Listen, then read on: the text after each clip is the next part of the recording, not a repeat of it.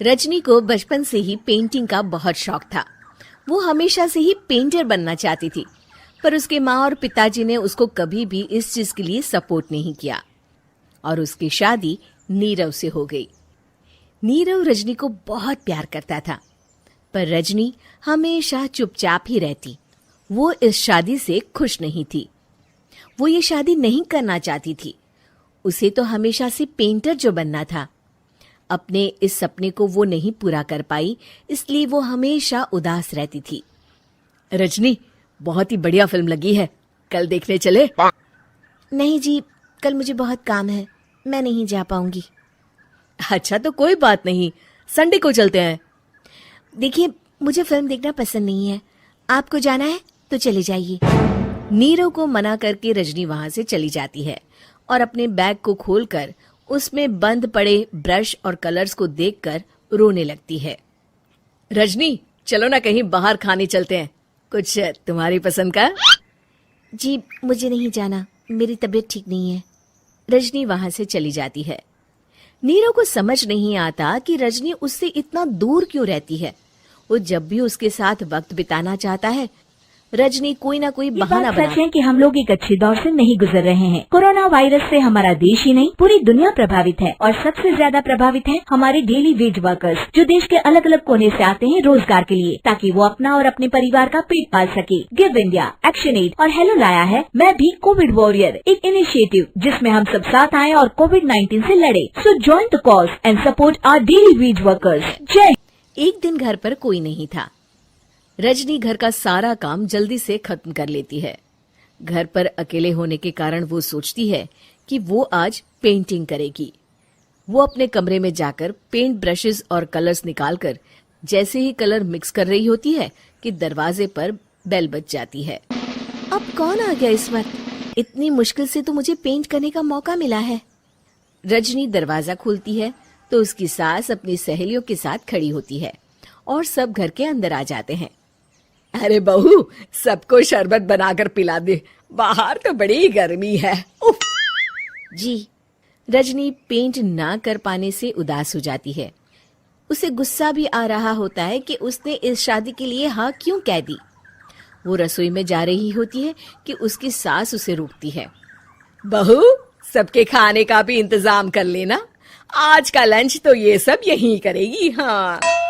रजनी बिना कुछ कहे रसोई में चली जाती है। सबके लिए खाना बनाती है। सब खाना खाते हैं और रजनी घड़ी देखती है कि ये सब कब जाएंगे ताकि वो अपनी पेंटिंग कर सके। जब शाम होती है तब सब चले जाते हैं अपने घर। अरे बहू, सब तेरे खाने की तो बहुत तारीफ कर रहे थे, सबको बहुत अच्छा लगा खाना। आपको मुझे सुबह बताना चाहिए था ना कि आपकी सहेलियां आ रही है। पता भी है कितना वक्त लगा सारा खाना बनाने में। अरे बहू, तू ऐसे कैसे बात कर रही है मुझसे?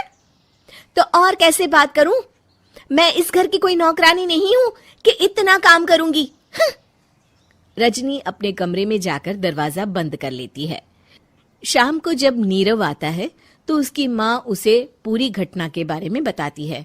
क्या रजनी ने आपसे इस तरह बात की माँ? हाँ, और पता नहीं उसे क्या हो गया है, शाम से बाहर भी नहीं आई है। मैंने तो कई बार आवाज दी, खाना भी नहीं खाया उसने। तू ही बात करके देख ले बेटा। नीरव अपने कमरे का दरवाजा खटखटाता है। रजनी, दरवाजा खोलो, मैं हूं।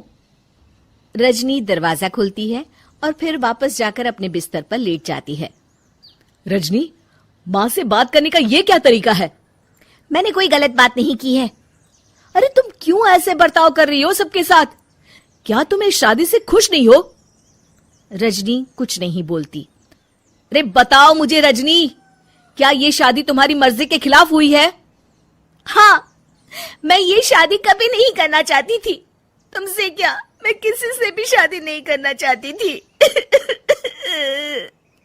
रजनी रोने लगती है। चुप हो जाओ रजनी, बताओ मुझे, तुम क्यों नहीं करना चाहती थी शादी? रजनी बेड के नीचे से अपने पेंटिंग्स, कलर्स, ब्रश, पेपर्स निकालती है। इतने में उसकी सास भी कमरे में आ जाती है। ये देख रहे हो, ये थे मेरे सपने। मैं पेंटर बनना चाहती थी, पर माँ पापा ने कभी सपोर्ट नहीं किया और मेरी शादी करवा दी। मेरे सारे सपने टूट गए। हर वक्त बस गुस्सा आता रहता है मुझे। मैं जानती हूँ कि आप लोगों की इसमें कोई गलती नहीं है, पर मैं क्या करूँ, मुझे समझ में नहीं आता।